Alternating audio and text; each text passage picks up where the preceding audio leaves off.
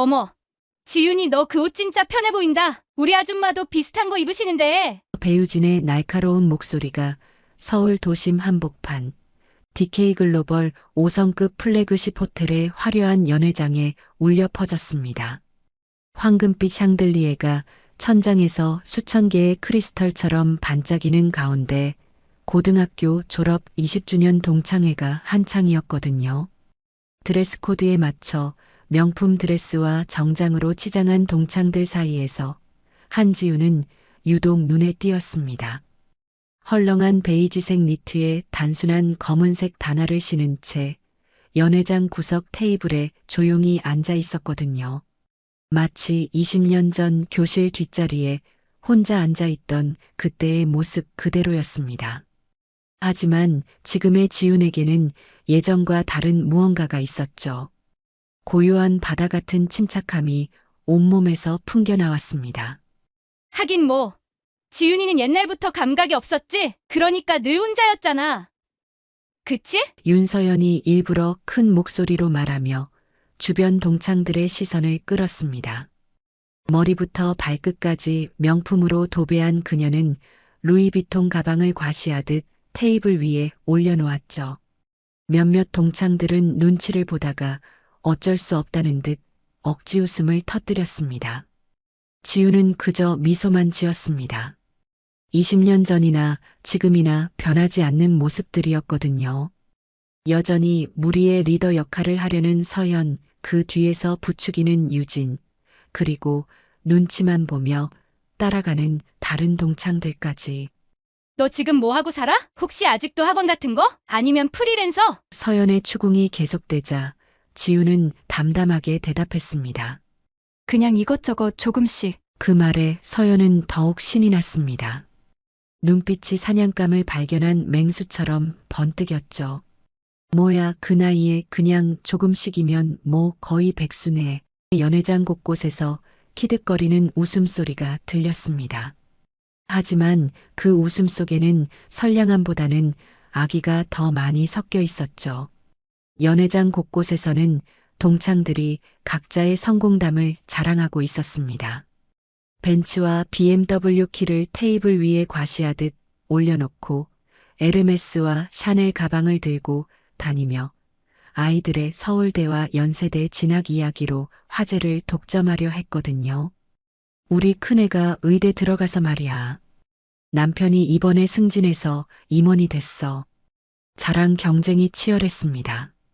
지훈만이 그 모든 소란 속에서도 조용했습니다. 마치 태풍의 눈처럼 고요했죠. 그 모습이 오히려 서연과 유진을 더욱 자극했습니다. 지훈아, 너 정말 결혼은 안 했어? 이 나이에 혼자 사는 것도 쉽지 않을 텐데. 혹시 남자친구라도 있어? 아니면 아직도 연애 경험이? 질문들이 점점 더 사적이고 공격적으로 변해갔습니다. 배유진이 비싼 샴페인 잔을 들고 지훈 쪽으로 다가왔습니다. 지훈아, 우리 건배라도 하자. 오랜만에 만났는데. 그런데 갑자기 손이 미끄러졌는지 샴페인이 지훈의 니트에 튀었죠. 하지만 그 순간 유진의 표정을 보면 고의였다는 걸 알 수 있었습니다. 어머 미안해. 손이 미끄러졌나 봐. 근데 니트는 세탁 어렵지 않아? 드라이클리닝 비용도 만만치 않을 텐데. 유진의 말에는 진심 어린 사과보다는 조롱이 가득했습니다. 마치 가난한 사람 걱정해주는 척하는 위선적인 톤이었죠. 지우는 냅킨으로 조용히 옷을 닦으며 대답했습니다. 괜찮아. 샴페인 향 좋아하거든. 그 쿨한 반응에 동창들은 또다시 비웃음을 터뜨렸습니다. 지훈이 여전히 착하긴 착하네. 근데 너무 순해서 손해보겠다. 야 세상 무서운 줄 모르는 것 같아. 하지만 그때 지훈이 옷을 닦으면서 손목이 살짝 드러났습니다. 거기에는 국내에서 보기 드문 파텍 필립 시계가 은은하게 빛나고 있었거든요. 그 시계는 억 단위가 넘는 가격의 희귀 모델이었지만 대부분은 그 브랜드조차 몰랐습니다. 유진만이 힐끔 보고는 수군댔죠. 저거 짝퉁 같은데? 요즘 가짜도 정교하게 만들어서. 그 순간 연회장 입구 쪽에서 정장을 입은 호텔 직원 한 명이 문틈으로 살짝 들여다보고 있었습니다. 로비 매니저였는데 지훈을 유심히 살펴보더니 뭔가 긴장한 듯 다시 나갔거든요. 지훈과 눈이 마주치자 깜짝 놀란 듯 허리를 90도로 깊숙이 굽히고 급하게 사라졌습니다. 마치 큰 실수를 한 것처럼 당황한 표정이었죠. 하지만 동창들은 아무도 그 장면을 눈치채지 못했습니다. 여전히 지훈을 조롱하는데 열중하고 있었거든요. 폭풍 전의 고요함이 연회장을 감돌고 있었지만 아무도 그것을 알아차리지 못했습니다. 연회장의 분위기는 점점 더 험악해져 갔습니다. 서연과 유진이 주도하는 가운데 다른 동창들도 하나둘씩 가세하기 시작했거든요. 마치 약한 동물을 발견한 무리가 몰려드는 것 같았습니다. 지훈아, 너 정말 결혼은 안 했어? 이 나이에 혼자 사는 것도 쉽지 않을 텐데. 김미영이라는 동창이 가짜 걱정스러운 표정을 지으며 물었습니다. 요즘 집값도 비싸고 혼자 살기 정말 힘들잖아. 부모님이 도와주시는 거야? 아, 맞다. 너 그때 공부만 하던 애였잖아. 그래서 사회성이 좀. 이수정이 끼어들며 말했습니다. 남자들이 그런 거 싫어하거든. 너무 진부하고 재미없으면. 질문들이 점점 더 사적이고 공격적으로 변해갔습니다. 지우는 여전히 조용히 앉아 있었지만 그녀의 침묵이 오히려 동창들을 더욱 자극했습니다. 마치 반응이 없는 샌드백을 두들기는 것 같은 기분이었거든요. 야, 그런데 진짜 신기하다. 너 20년 전이나 지금이나 똑같네. 서연이 테이블에 팔꿈치를 괴며 비웃듯 말했습니다. 그때도 맨날 구석에 혼자 앉아서 책만 보고 지금도 구석에 혼자 앉아 있고 진짜 변한 게 하나도 없어. 동창들의 웃음소리가 연회장에 메아리 쳤습니다. 하지만 그 웃음 속에는 순수함보다는 악의가 더 많이 섞여 있었죠. 20년이 지났음에도 여전히 학창 시절의 위계 질서를 유지하려는 듯 했습니다. 그런데 지훈아, 너 진짜 돈은 어떻게 벌어? 유진이 날카롭게 추궁했습니다. 혼자 살려면 월세도 내야 하고 생활비도 들 텐데. 설마 아직도 부모님 용돈으로 사는 건 아니지? 지훈이 차분하게 입을 열었습니다. 아니야. 나름대로 일하고 있어. 무슨 일? 서연이 예리하게 물었습니다. 설명하기 좀 복잡해. 지훈의 대답이 모호하자 동창들의 눈빛이 더욱 날카로워졌습니다. 복잡하다고? 뭐 그렇게 복잡한 일이 있어? 서연이 코웃음을 쳤습니다. 혹시 다단계 같은 거 하는 건 아니지? 요즘 그런 거 많이 하던데. 아니면 보험 설계사? 그것도 요즘 힘들다고 하던데. 다른 동창이 끼어들었습니다. 아, 설마 대리운전 같은 거? 유진이 일부러 큰 소리로 말했습니다. 연회장이 다시 웃음바다가 되었죠. 그 순간 지훈의 표정에 미묘한 변화가 일어났습니다. 여전히 미소를 짓고 있었지만 눈빛 깊숙한 곳에서 무언가 차가운 것이 스쳐 지나갔습니다. 하지만 동창들은 그것을 알아차리지 못했죠. 지훈아, 그런데 너 진짜 연애는 해봤어? 김미영이 더욱 대담하게 물었습니다. 이 나이까지 혼자 있는 걸 보니까 혹시 남자 경험이 아예 없는 거 아냐? 어머, 그럼 진짜 딱하다. 이수정이 과장된 동정심을 표현했습니다. 요즘은 30 넘어서도 연애 경험 없으면 이상하게 보거든. 지우는 여전히 말이 없었습니다. 그 침묵이 동창들에게는 인정하는 것처럼 보였나 봅니다. 어쩐지. 그래서 그렇게 수수하게 입고 다니는 거구나. 서연이 지훈의 옷차림을 훑어보며 말했습니다. 남자들 시선 끌 필요가 없으니까.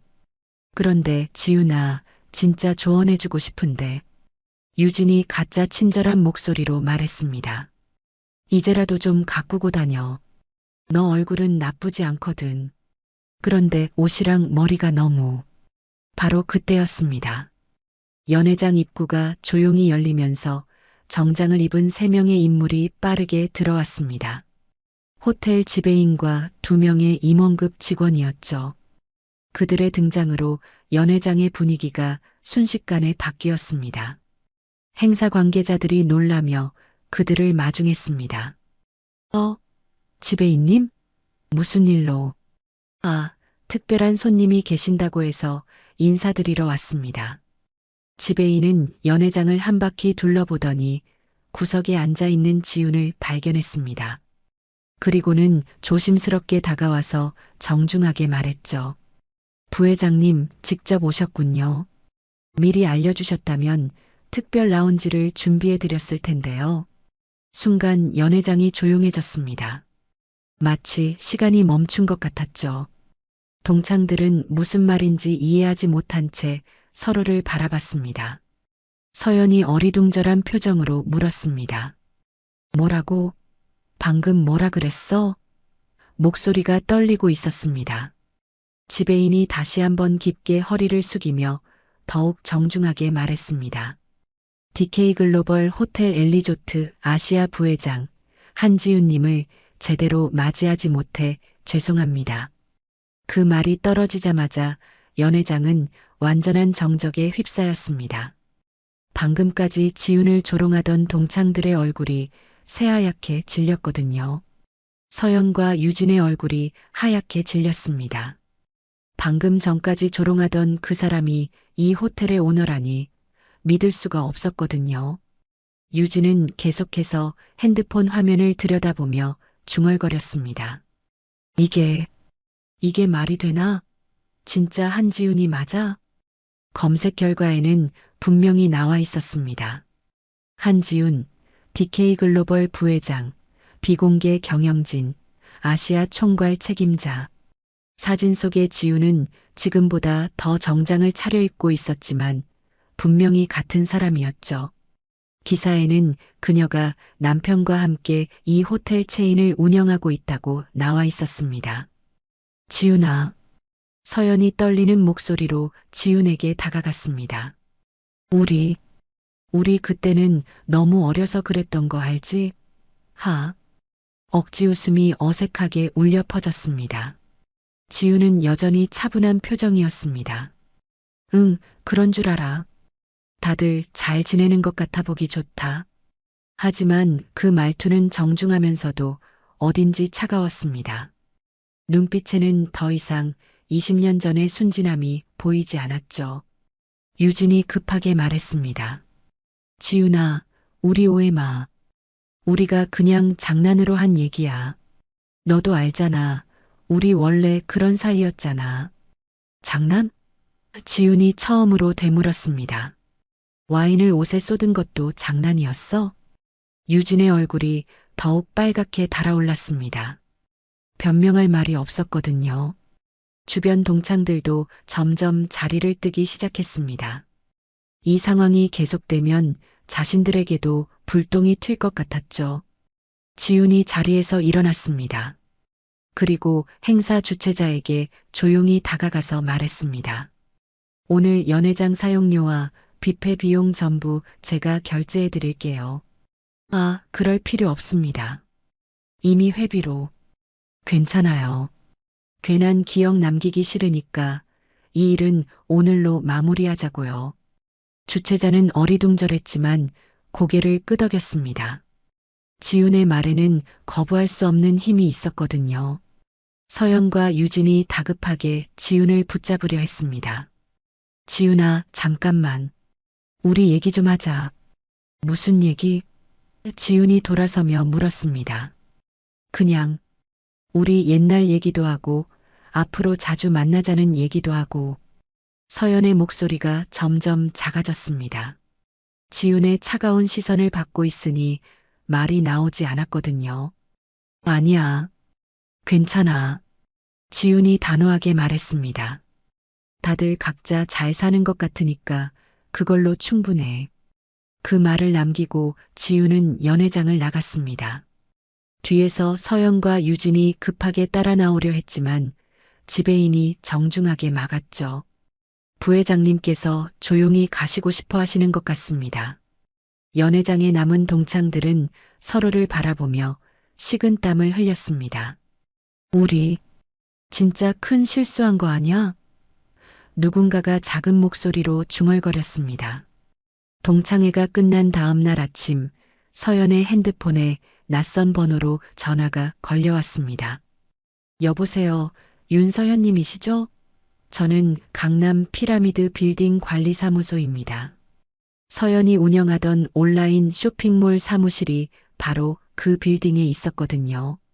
네, 그런데 무슨 일이세요? 임대 계약건으로 연락드렸습니다. 다음 달부터 계약 연장이 어려울 것 같습니다. 네, 갑자기 왜요? 저희 임대료 밀린 것도 없는데요. 건물주께서 다른 용도로 사용하시기로 하셨답니다. 죄송합니다. 서연은 어리둥절했습니다. 불과 한 달 전만 해도 임대 연장에 아무 문제가 없다고 했는데 갑자기 이런 통보를 받을 줄은 몰랐거든요. 더 이상한 것은 건물 로비에서 만난 관리소장의 태도였습니다. 평소보다 훨씬 차가웠고 눈도 제대로 마주치지 않았죠. 한편 유진에게도 비슷한 일이 벌어지고 있었습니다. 제약회사에서 근무하던 그녀에게 상사가 불러내더니 이상한 얘기를 했거든요. 유진 씨, DK그룹 계열사와의 협력 건이 전부 중단됐어요. 네, 왜 갑자기요? 윗선에서 결정된 일이라고 하네요. 자세한 이유는 저도 몰라요. 상사의 표정도 어딘지 어색했습니다.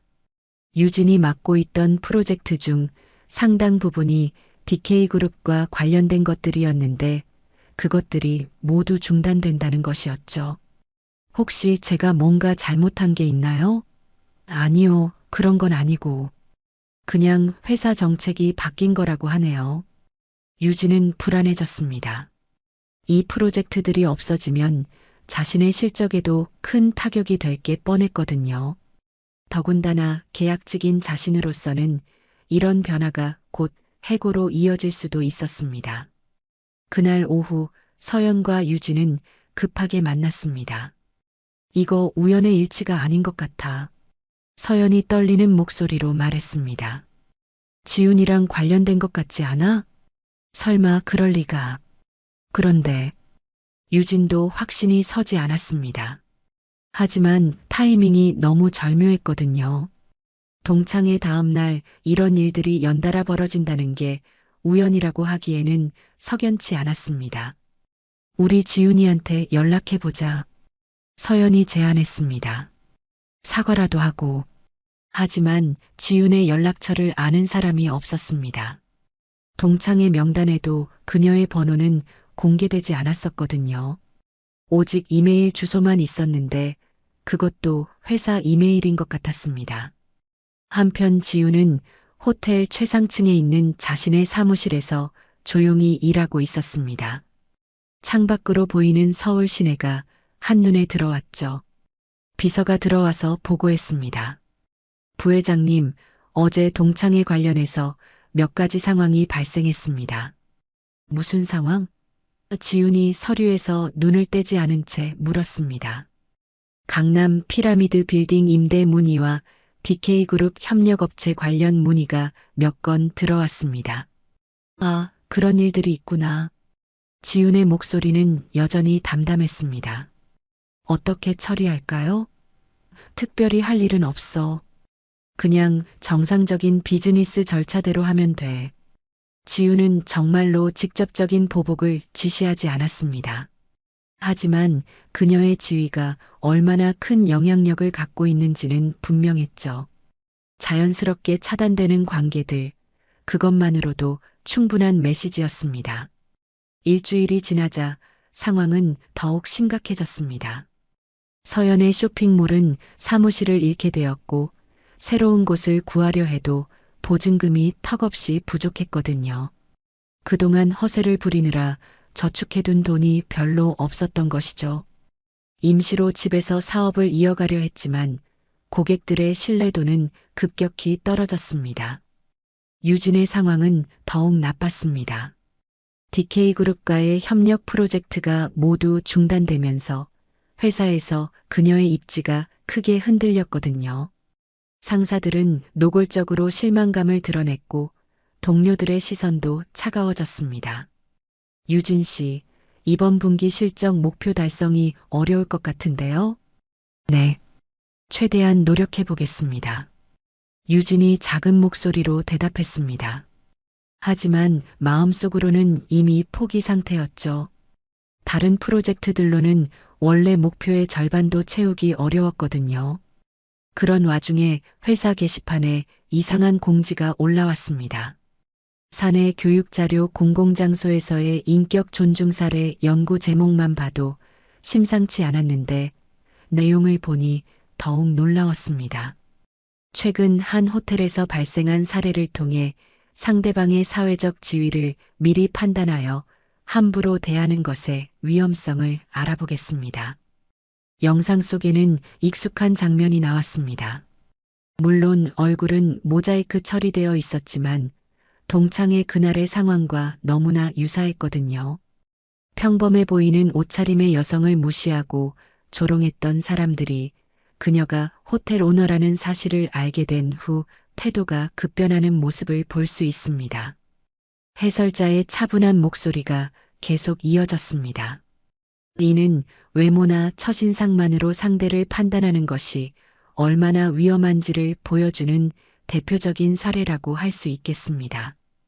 유진은 식은땀을 흘리며 영상을 봤습니다. 비록 모자이크 처리가 되어 있었지만 자신의 목소리와 행동이 그대로 담겨 있었거든요.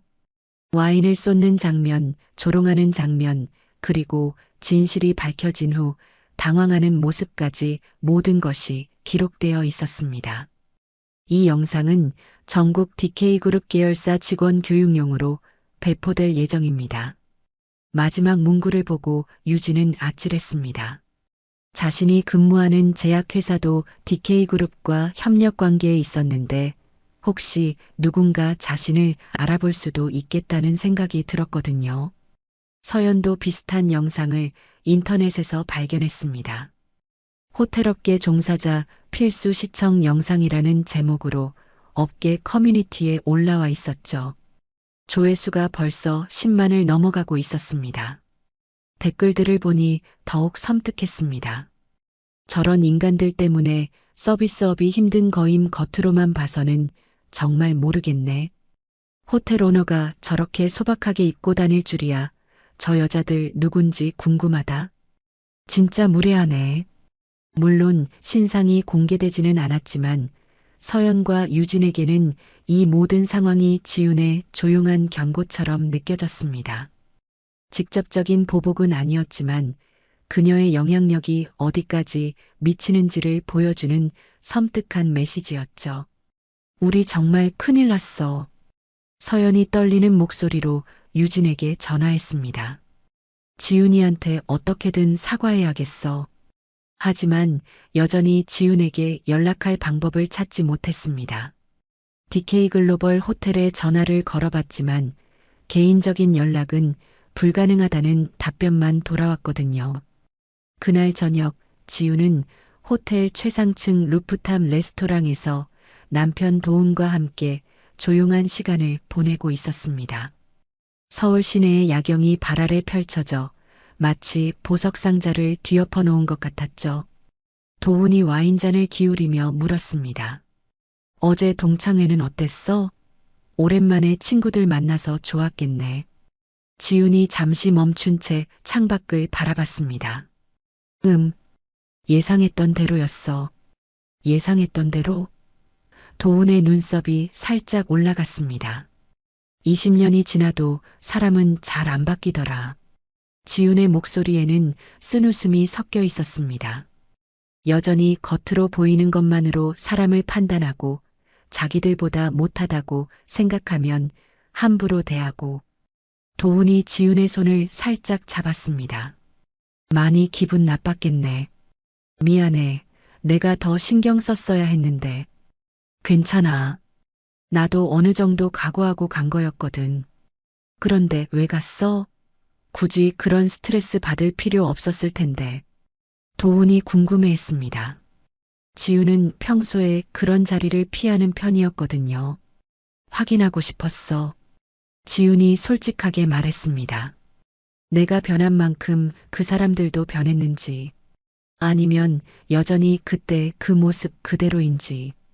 그래서 결론은 여전하더라. 오히려 더 심해진 것 같아. 도훈이 한숨을 쉬었습니다. 그 사람들한테 뭔가 조치를 취한 거야? 직접적으로는 아니야. 그냥 자연스럽게 흘러가도록 뒀어. 지훈의 핸드폰에 메시지가 하나 왔습니다. 비서로부터였는데 내용을 보니 흥미로웠습니다. 부회장님, 윤서연이라는 분이 회사 대표번호로 계속 연락을 시도하고 계십니다.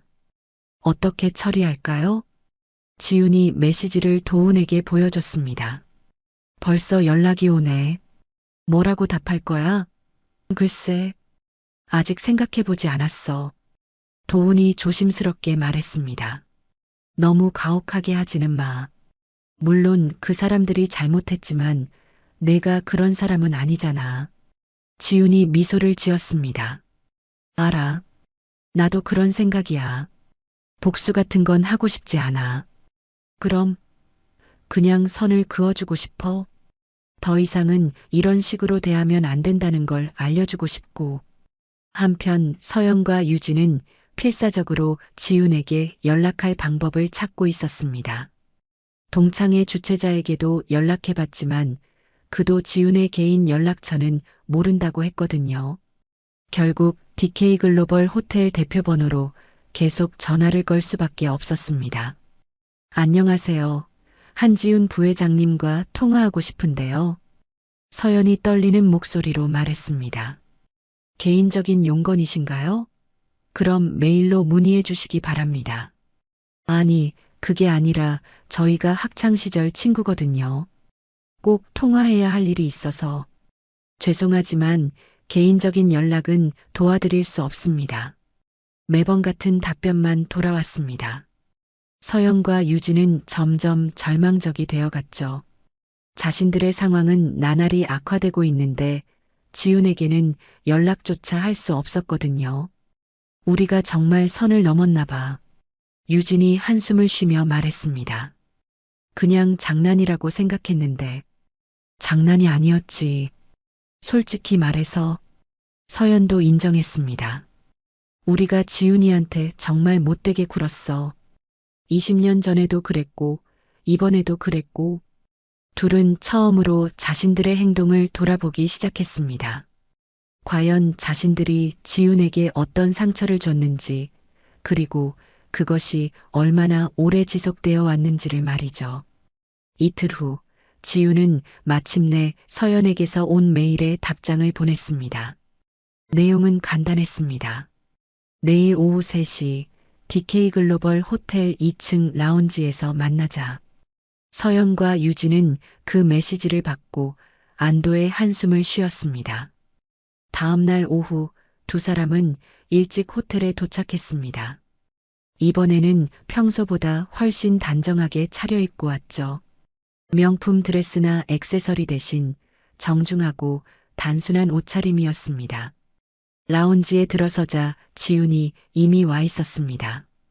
여전히 소박한 차림이었지만 이번에는 왠지 다르게 보였습니다. 아마도 두 사람의 시각이 완전히 바뀌었기 때문일 거예요. 지훈은 조용히 차를 마시며 창밖을 바라보고 있었습니다. 지훈아. 서연이 조심스럽게 다가가 앉았습니다. 유진도 그 옆에 앉으며 고개를 숙였죠. 와줘서 고마워. 지훈이 먼저 말했습니다. 목소리는 차분했지만 예전처럼 무력하지는 않았습니다. 지훈아, 우리가 정말 미안해. 서연이 눈물을 글썽이며 말했습니다. 그때도 그렇고 동창회 때도 그렇고 우리가 너무 심했어. 맞아. 우리가 정말 잘못했어. 유진도 고개를 떨구며 사과했습니다.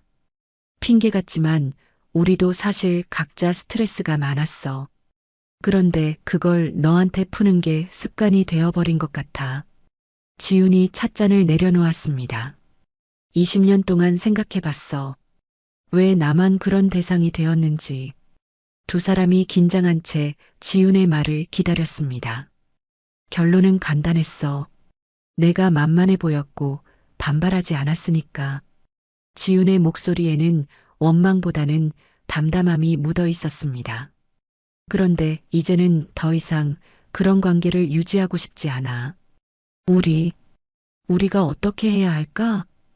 서연이 떨리는 목소리로 물었습니다. 특별히 해야 할 건 없어. 지훈이 의외의 답을 했습니다. 다만 앞으로는 서로 선을 지키자. 나도 너희들의 인생에 개입하지 않을 테니까 너희들도 나한테 함부로 하지 마. 유진이 급하게 말했습니다. 그럼 우리 일 때문에 생긴 문제들은 그건 너희들이 해결할 문제야.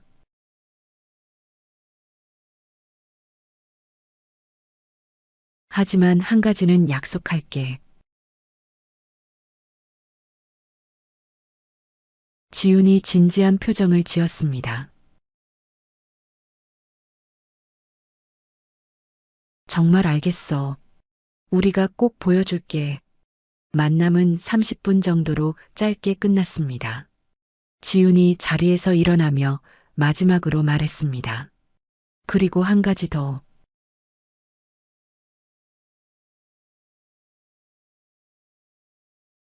한 달 후, 지훈은 다시 호텔 루프탑에서 도훈과 함께 저녁 시간을 보내고 있었습니다. 이번에는 특별한 날이었거든요. 도훈의 생일이었고 둘만의 조용한 축하 자리였습니다. 요즘 어때? 그 친구들 소식 들어? 도훈이 케이크를 자르며 물었습니다. 가끔 비서를 통해서 듣긴 해. 지훈이 미소를 지으며 답했습니다. 서연이는 작은 카페를 차렸대. 쇼핑몰은 접고. 그래. 그럼 좀 나아진 건가? 글쎄. 적어도 예전보다는 겸손해진 것 같아. 지훈이 창밖을 바라보며 말했습니다. 유진이는 새로운 회사로 이직했고 계약직이지만 열심히 하고 있다고 해. 사실 지훈은 그들의 근황을 더 자세히 알고 있었습니다. 서연이 차린 카페는 작았지만 정성스럽게 운영되고 있었고 손님들에게 친절하게 대한다는 소문이 있었거든요. 유진도 새 직장에서 겸손한 자세로 일하며 동료들과 좋은 관계를 유지하고 있었습니다. 그럼 다행이네. 사람이 변할 수 있다는 거니까. 도훈이 지훈의 손을 잡으며 말했습니다. 너도 이제 좀 마음이 편해졌겠어. 응.